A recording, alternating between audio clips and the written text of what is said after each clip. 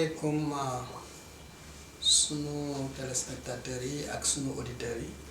tey dama am fi benn invité ci programme bi nga xam ne fas yéene nañ ko di def fii saay su nekk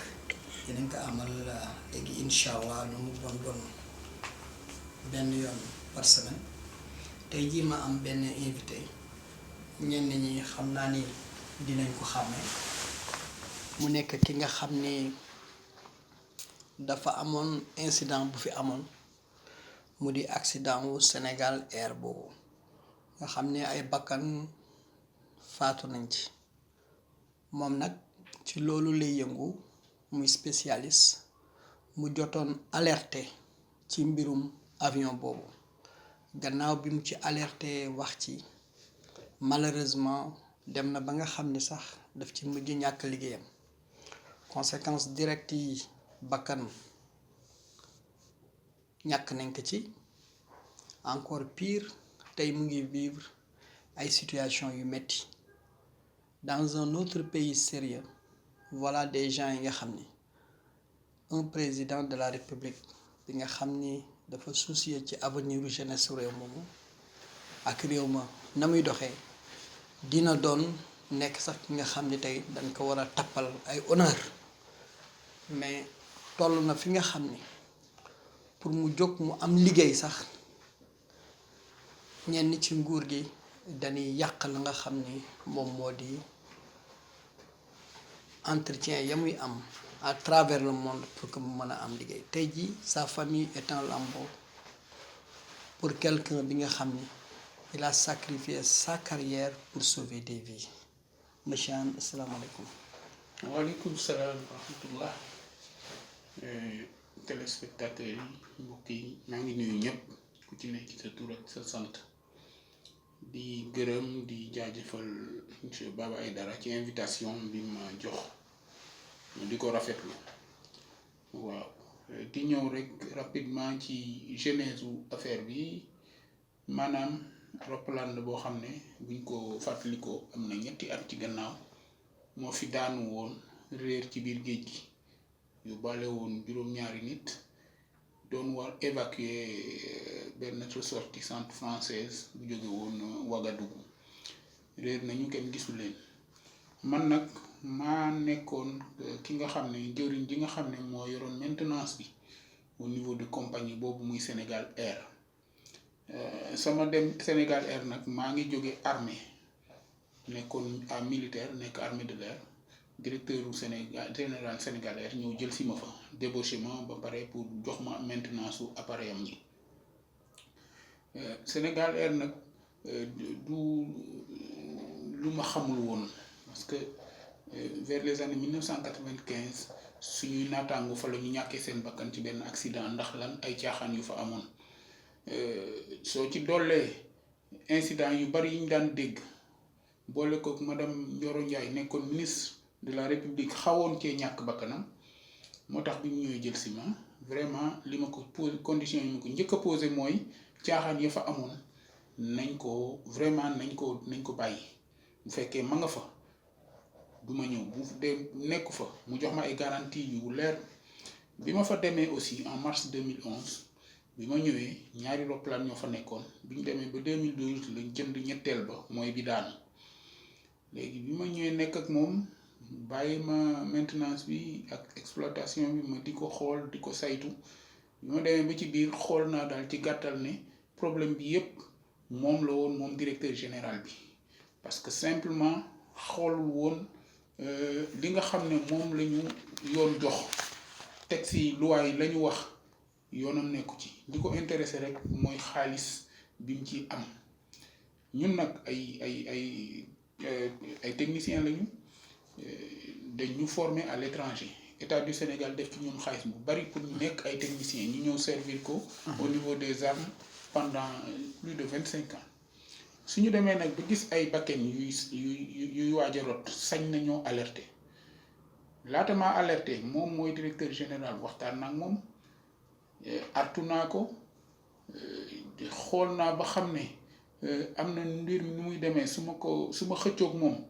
mën na jur jàngoro moo tax ma def ndànk mais bi ma demee ba xam ne pexe amatul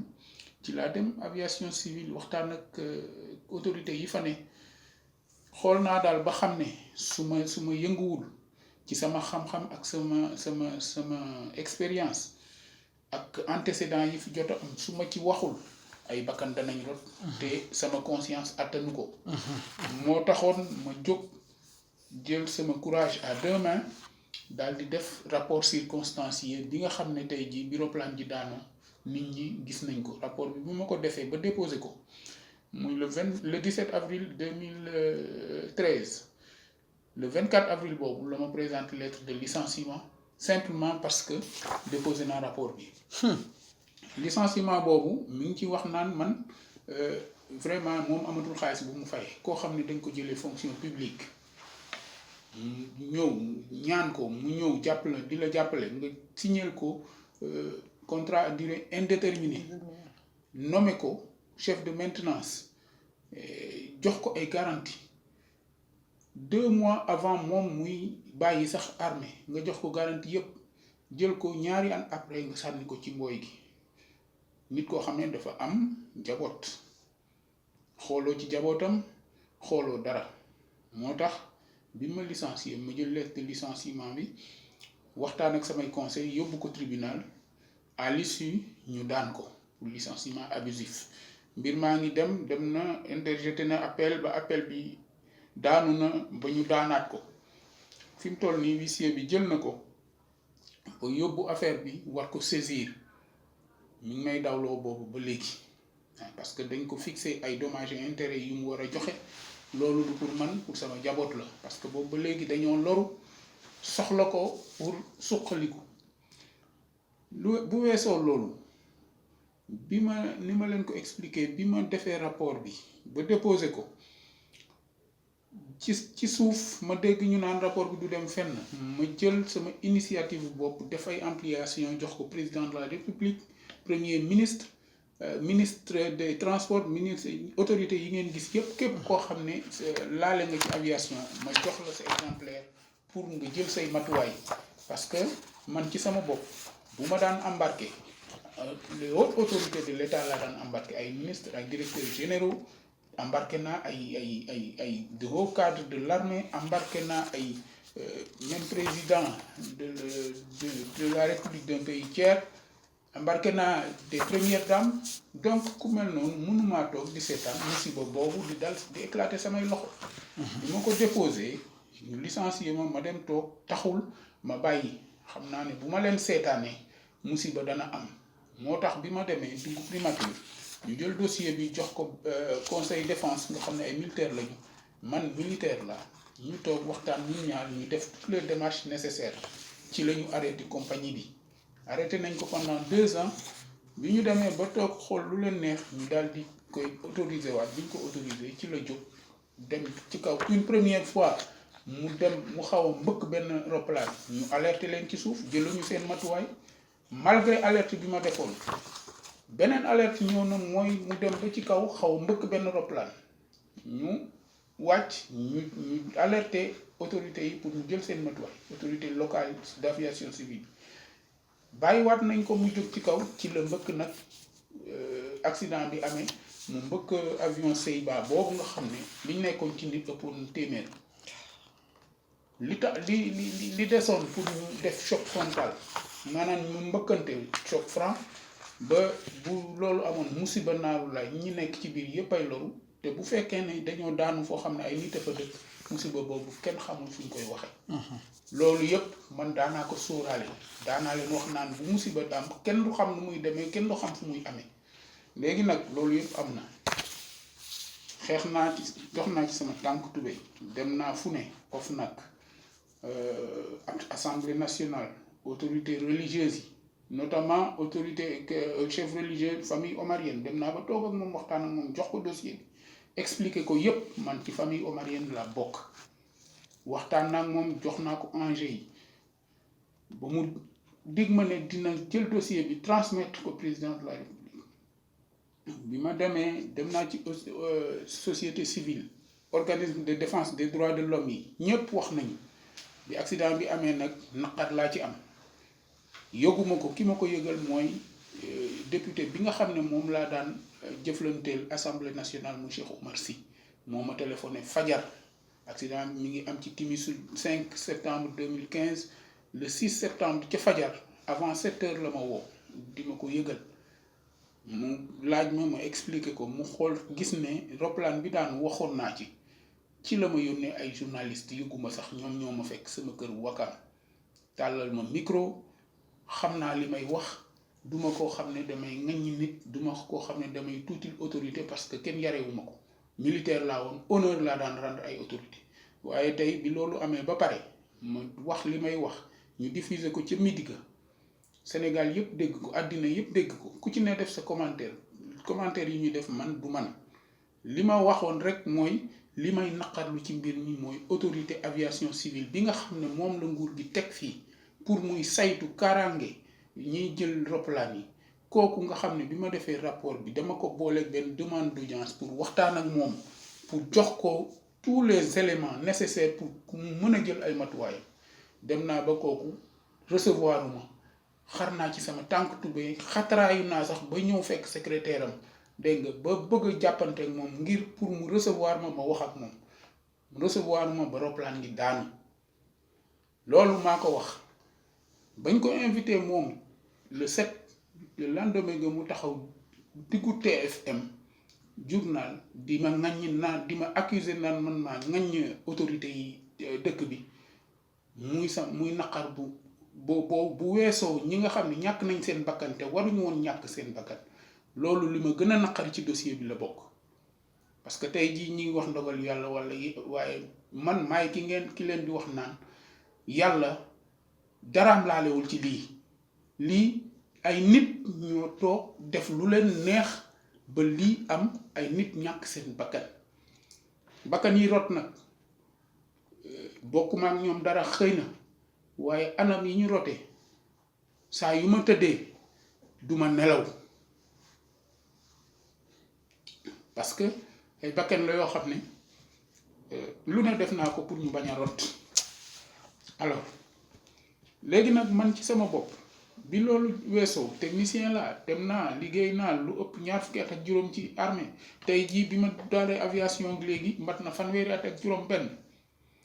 bu ma demee ba loolu weesu ma jël samay këyit jébbal ko ay nit ñoo xam ne samay naataango lañu ñoo jàngandoo liggéeyandoo ñu nekk ay chef de service ñooñu bëgg ma jël ku ma bëgg a jël ñu jël ko dégg nga daal di jël épée de Damoclès teg sa kaw waaw pour rek nga bañ a réagir ASECNA ci boppam vacances de poste ma postuler ñu def sélection ma génn ñu woo ma entretien d'embauche par mail këyit gaa ngi noonu ma boole ci dossier bi ñu demee ba may dem entretien d'embauche ñu torpiller ko secrétaire bi téléphoné man ma entretien dañ ko reporté ba tey bu suba kenn woowu ci mujj gi lañ ma woo ne ma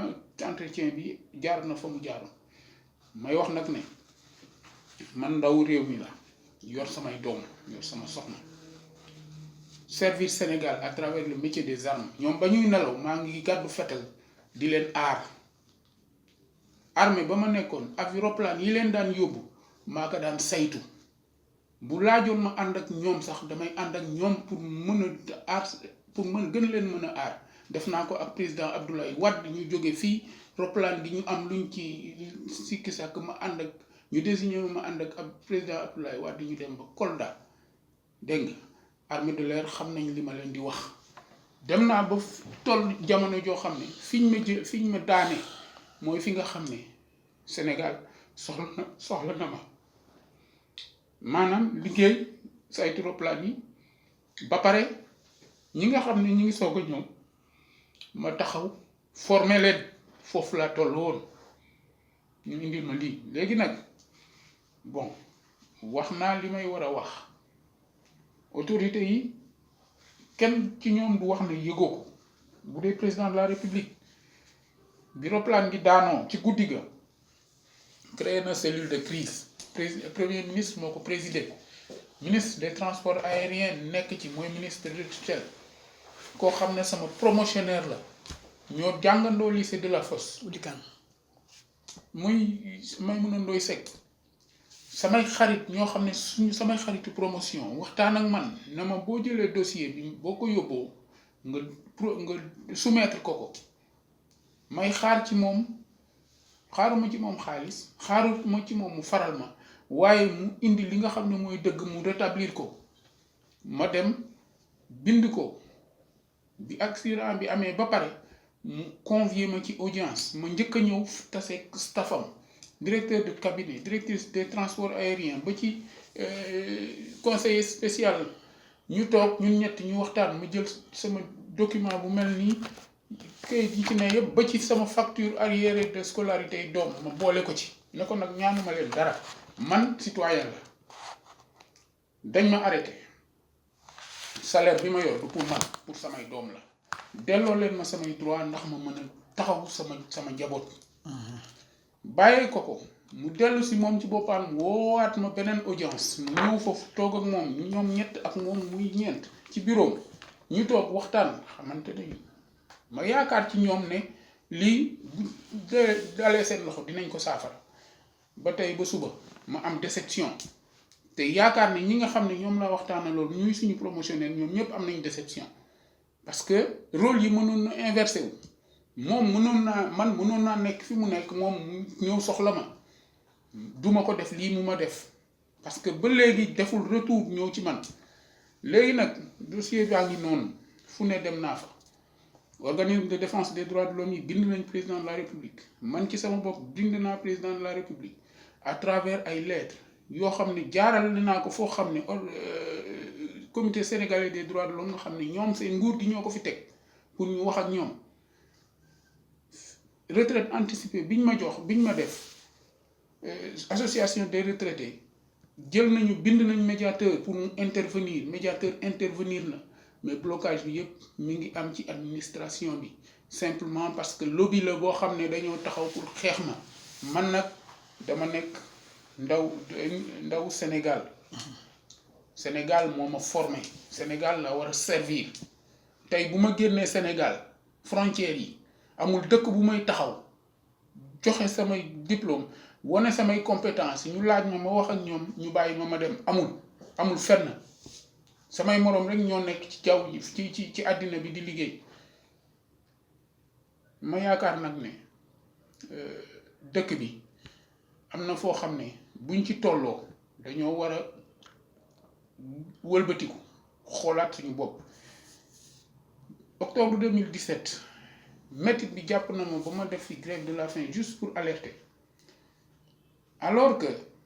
bi accident bi amee ba pare def nañu enquête technique def nañu enquête judiciaire lépp ñu boole ko taxañ ko jox ko procureur de la république jox ko président de la république boucler ko man ci sama bopp autorité Sénégal ñoo ma boole ci enquête judiciaire bi ma dem bokk ci ànd au niveau de l'aéroport ba bi ñu jeex ñu defal ma procès verbal bi ma defee grève de la faim ci la ñu déclassé dossier bi au niveau du parquet mu nekk fa en latence bi ñu demee ba ci biir ma yënguwaat commission rogatoire jóge France ñëw xool na mbir mi yéex na ñëw instruire parquet Dakar pour vraiment ñu inculper ñi nga xam ne ñoom la ñu tudd tey jii fi ñuy wax ak yéen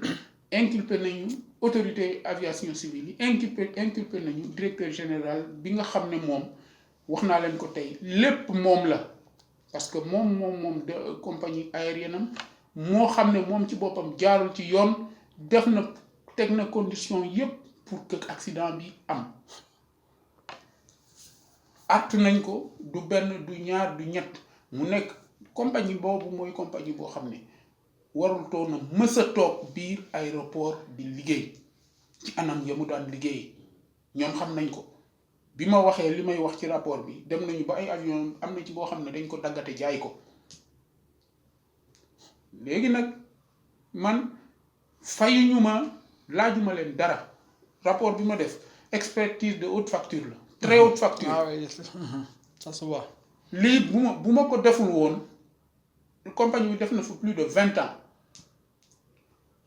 kenn ci ñoom musul am fit wala sax maqaama def lu mel nii pour ñu saytu ko amul il a fallu ma def ko pour que compagnie bi ñu teg ko ñu bëgg ko teg ci yoon jaaruñu fi ñu war a jaar def nañu seen njuuj njaaj def nañ li ñuy def ba lii dal leen tey nag inculpé nañ leen pour homicide involontaire. ñu inculpé ñi yaa ngi fàttaliku seen i tur ak seen position. waaw man nag xam naa ne daal le directeur de l'aviation civile sénégalaise le directeur des transports aériens le directeur du département d'Enol licence opération licence et autres kooku ñooñu ci lañu ak yenn inspecteurs yi ak moom directeur général ANACIM tey liste bi yemul foofu. responsabilité yemul rek ci ñoom. parce que am na ñoo xam ne ñu ngi woon ci compagnie bi ñoo xam ne wóor na leen ni ñoom waruñu fa woon sax nekk. amuñu fa woon place te ñu nga fa woon di def lu leen neex yooyu laa doon wax. pour sauver des vies. pour sauver des vies parce que code de l'aviation civile dafa am. lépp a leer loo ci def am na sanction bu ñu la war a teg. tey nag man waxuma nañu sanctionné di wala nañu sanctionné ñoom bu ñu mënee protéger tey ñi nga xam ne ñoom la ñu wax nañu dem devant le tribunal expliqué wu ñu mën leen a protéger ba ñoom kenn ci ñoom inquiété wu leen ñu nekkaat seen place toog di jël toutes les décisions qu'il faut tey jii ñooñu dans tout autre pays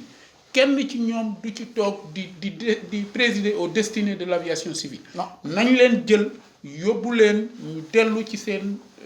service d'appartenance duma ko soxor koo xam ne dama naan nañ leen jël dàq leen parce que ay borom njaboot lañu. def nañ ma ko. xam naa li mu méttee yéenewuma leen ko mais au moins amuñu droit di leen bàyyi foofu. dëgg la léegi nag loolu mooy wax ji président de la république nag. bii mooy sama ultime interpellation. interpellé naa ko à maintes reprises à travers des organismes à travers des lettres. dina ko dégg bii mooy l'ultime interpellation. parce que fii mu toll nii fas yéeneetuma bàyyi sama jaboot muy souffrir pour les crimes d'autres personnes. sama njaboot souffrir nañu ils ont assez souffert tey ma famille est en lambeaux xale yi jàngatuñu soxna si bu amul woon ngor tey dem na yoonam fu ne lu ne muñ na ko waaw léegi nag loolu mooy li nga xam ne moo ma yëkkati pour que vraiment lii situation bi ñu saafara ko li may jeexalee rek mooy naqar bi ma mujjee am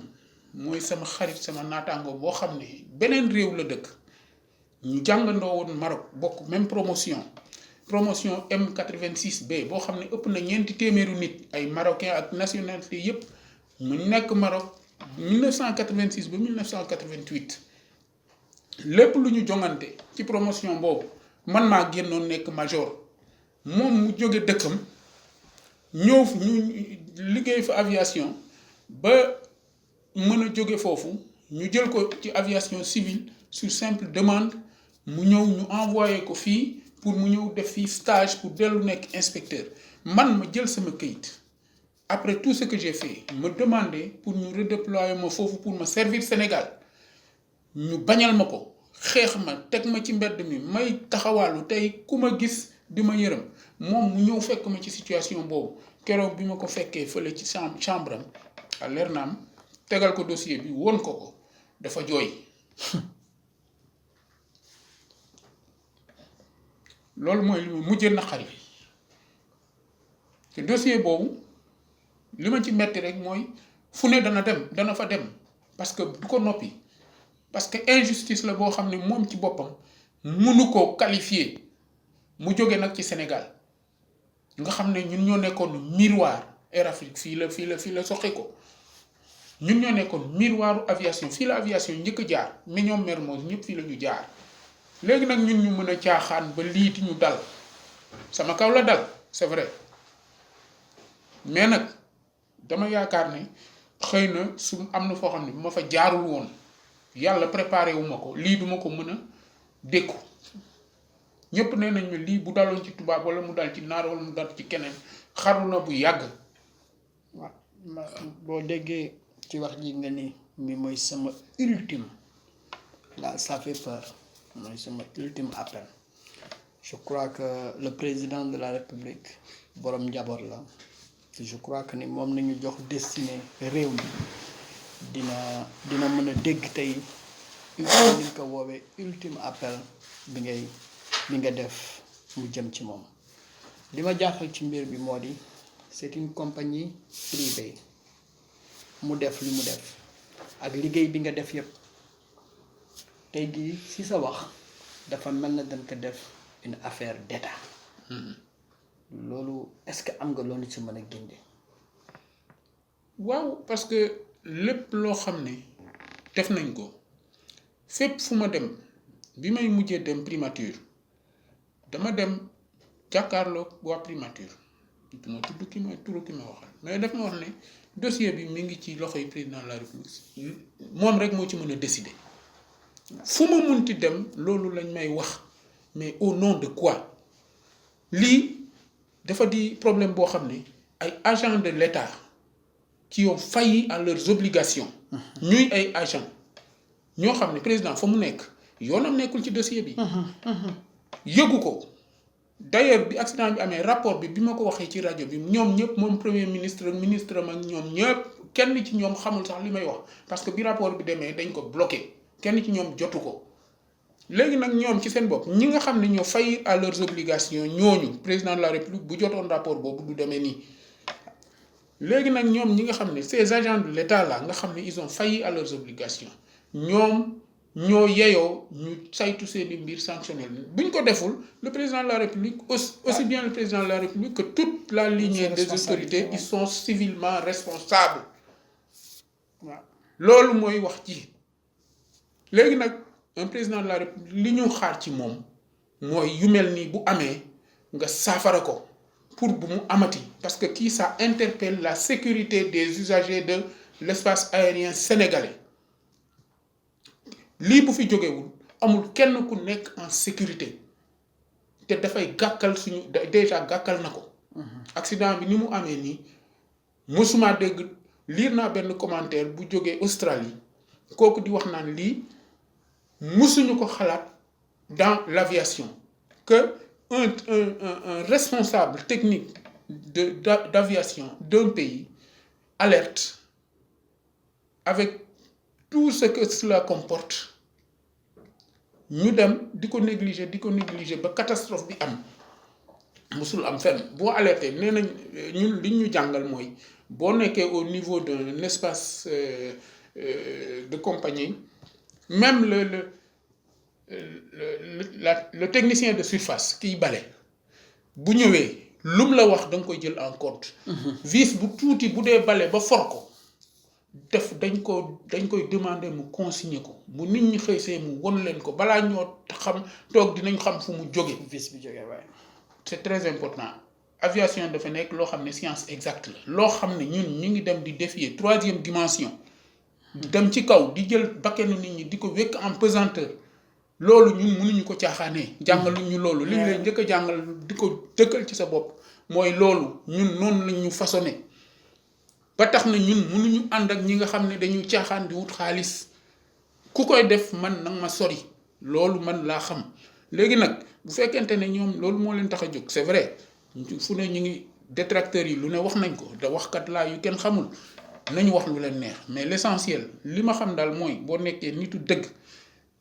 ñi ay xarit doo ko am te fépp foo amee jafe-jafe say noonu dinañ ci profiter pour yàq sa der defe ñoom nag man tey jii dama considérer ñi nga xam ne ñoo doon dem di wax di leen lëre ñooñu ñoo leen perdre ñoo leen gëlëmal ba xamatuñu lu ñuy def mais li ñu waroon a def mooy bi ma defee rapport bi ba pare demander leen audience ñëpp laa demander audience ñi nga xam ne jox cité naa leen yëpp ku ci ne defal naa la demande d'audience di nga ko gis foofu ci fascicule ñooñu dañ ma waroon a woo recevoir ma waxtaan ak man ma expliquer leen parce que man maa nekkoon foofu comme chef de maintenance lu toll ni aéroplane jàmbur nga bind ci lu mel noonu dégg nga loolu nit waru ko foowee su ma demee bay bind ci roplanu jàmbur ci compagnie jàmbur binduma compagnie keneen waxuma ci leneen ay compagnie yu baree ngi fi sama yoon nekkul ci ñoom mais fi nga xam ne foofu lañ ma dénk ay responsabilité ma yor ko ay bakkanu nit di war fa jaar am naa droit bu ma gisee bakkanu nit di waaj a rot ma wax ci wax naa ci dóor nañ ma yat samay jaboot ñu ngi souffrir bu doon man kese la génn dëkk bi dem liggéeyi feneen defuma ko muy dara mais def ñu lu ma metti sama jaboot lu ñu def lu ko metti waaw. waaw nekk na li nga xam ni lu metti la ñu gis ni tey jii sénégalais ak xam-xam bi mu am ak li Sénégal dépensé ci moom ci formation xam nga di former nit mu commencé njàngam école primaire ba mu yegg fi mu yegg tey ba mën a nekk ci ñun mën a remarqué ci àdduna bi ci domaine bi loolu nguur dafa def ci moom alal bu bare askan wi dafa def ci moom alal bu bare xam-xam nag mu ngi yàqu ndaxte ak njëriñ mu ngi yàqu ci lan ndaxte y a des opportunistes yi nga xam ni nekk nañ ci yenn place yi occupé ko amuñu benn conscience ci lu ñuy def ni ngi sànq toute une famille ni ngi sànq xam-xam ni ngi sànq patriotisme je crois que ni appel bi cette fois-ci le premier ministre avec le président de la République war nañu jël décision quelqu'un est là en train de souffrir tey jii président de la République mu ngi doon takkal ay honneur ña nga xam ni nappkat yi nga xam ni gis nañu liggéey bi ñu defoon bi tey jii kii dafa waroon bokk ci ñooñu waaye warul bokk ci ñu ñuy toroxal man nag document bi dinaa ko yóbbu fépp fu mu war dem écarté wu ma ci le département d'État américain écarté wu ma ci le Sénat ni le Congrès américain nga xam ni sont des partenaires de l'État du Sénégal mais yaakaar naa ni balaa ni yegg foofu ku la dégg président warul mën a yor xolu pierre c'est pas possible ci père de famille bu war a sànku ni ki nga xam ne dafa jógoon pour sauver ñi nga xam ni tey jii ñoom ñoo la teg fi nga nekk kon day nekk appel bi nga xam ni cette fois-ci on ne parle pas du ministre on ne parle pas du directeur mais cette fois-ci les plus hautes autorités de ce pays te amul ñaar ñi nga xam ni ñoo ci gën a kawe premier ministre ak le président premier ministre yi jaar nañ fi lettres yaa ngi fi ñoom Mimi Touré ñoom ñëpp gis naa lettres yi nga xam ni bind nga leen ko gis naa seen réponse ba ci médiateur d'État j'ai vu l'intervention de Assane Dioma Ndiaye et autres donc mbir mi yegg na fi nga xam ne tey jii c'est le président de la République en personne moom moo ko war a jël en charge kon monsieur Anne merci encore di mettitlu vraiment li nga xam ni dal na la di yaakaar ni nag tey jii suñu waxtaan bi y a rien de politique ndaxte ci sama xam-xam bu gàtt yëg naa ni nit ñi woowoon nañ la ni la contactel Idrissa Seck contactel Ousmane Sonko contactel diw Malick Gakou demal ci Pape Diop demal ci kii mais tu as toujours dit que ni ce n'est pas une affaire politique tu as été militaire dès le début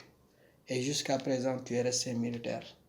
donc ki nga xam ne nag moom mooy sa chef bu gën a mag muy le président de la République je crois que qu'il est temps mu mën a dégg ce message bu fekkee dafa am message boo bëgg joxe léegi balaa ñuy dem ñu tëj waxtaan. waaw di leen gërëm rek vraiment di leen remercier sénégalais yëpp te xam naa aussi naqar bi fi mu leen toll parce que message bu ne gis naa ko message bu ne liir naa ko nit ñi képp ku yàlla baaxee ñëw nga jàpp ci dalal nañ ma xëy na tey doon na gën a doy waar waaye fépp fu ma jaaxlee gis naa nit ñi wër ma mettit li nañ ko xëy na dañ cee mënul dara waaye nag yaakaar naa ne yàlla jeexul ñun man je crois que balaa lii yàlla préparé na ma metti na trop am na jaar naa ci jaarwaay yu baree bari waaye dama koy gis yàlla rek li ma mënta comprendre rek mooy ma dem ba jur ay doom war a saytu seen kaaraange ak seen dund ak seen nekkin ñu xañ ma ko loolu moom mënuma ko muñ te duma ko muñ yàlla muñ loowuma ko il faut ma xeex sama tànk tubéy parce que sama doom bañ a loru lii rek laa mën a wax di gërëm ñëpp nag di leen sant di leen vraiment di leen masawu di leen remercier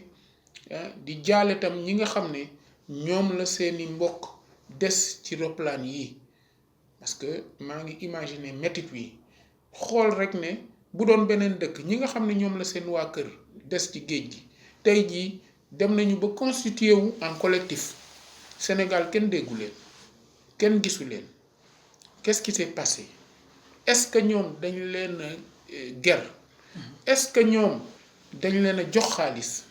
walla est-ce que ñoom dañ leen a dikk leneen xawma kenn xamul mais lii ñaaw na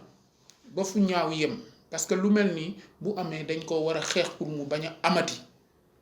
man loolu laay xeexuma leneen parce que accident bu mel nii bés bu amaatee Sénégal gis ngeen ne boobu ba léegi sax ay accident am na fi bu fi dugg rek nga ne moo gën a metti et pourtant li texte aviation yi wax dafa leer bu accident amee na ngeen ko saytu lépp loo xam ne moo ko indi ngeen vulgariser ko ba ñépp xam ko di ko jëfee ba lu mel nii dootul am kenn ci yéen déggul vulgarisation wala deful même rapport lañu déclassé ci net bi te ku demul ci net bi doo ko gis du noonu dama ne daal ñun ci suñu bopp nañu dellu ci aviation bi nañ ko delloo aviateurs yi du mbirum politicien na yem ci administration jeex na li ci des na ko aviateurs yi yor dëkk bi jaar yoon mu jeex di gërëm ñëpp nag di masaw ñëpp jërëjëf kon téléspectateurs yi ñu jox leen rendez-vous ak suñu beneen invité merci encore